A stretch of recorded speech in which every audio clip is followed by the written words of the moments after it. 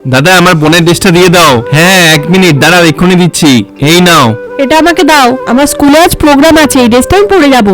আরে এই ড্রেসটা তো আমি আমার বোনের জন্য বানিয়েছি, আর এর জন্য আমি অ্যাডভান্সও করে দিয়ে গেছিলাম। ওসব আমি কিছু জানি না, এই ড্রেসটা আমার পছন্দ হয়েছে, আমি এটা নেবই। এই নাও দাদা 1000 টাকা, আর বাকি টাকাটা তুমি রেখে দাও। আরে বাহ বাহ, দাও দাও। আরে এটা তুমি কি করলে?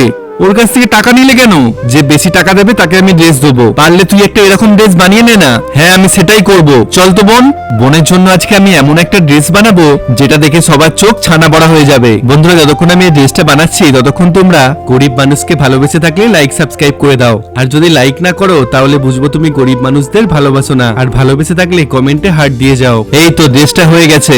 বোন তাড়াতাড়ি এদিকে আয়। ওয়াও, দাদা কি সুন্দর হয়েছে ড্রেসটা। আয় তোকে এটা পরিয়ে দিই। আরে বাহ কি সুন্দর লাগছে আমার বোনকে। আমাকে কি সুন্দর লাগে। চল এবার ওই দোকানদারকে দেখিয়ে আসি। ভাই প্লিজ তুই আমার দোকানে কাজ কর, তোকে আমি মাসে 1 লাখ টাকা মাইনে দেবো। ভাই প্লিজ আমার দিদির জন্য এরকম একটা ড্রেস বানিয়ে দে। ঠেলে দাও আমার দাদাকে। আরে কি করছো তোমরা, ছাড়ো, আমার বোনের প্রোগ্রামে লেট হয়ে যাচ্ছে।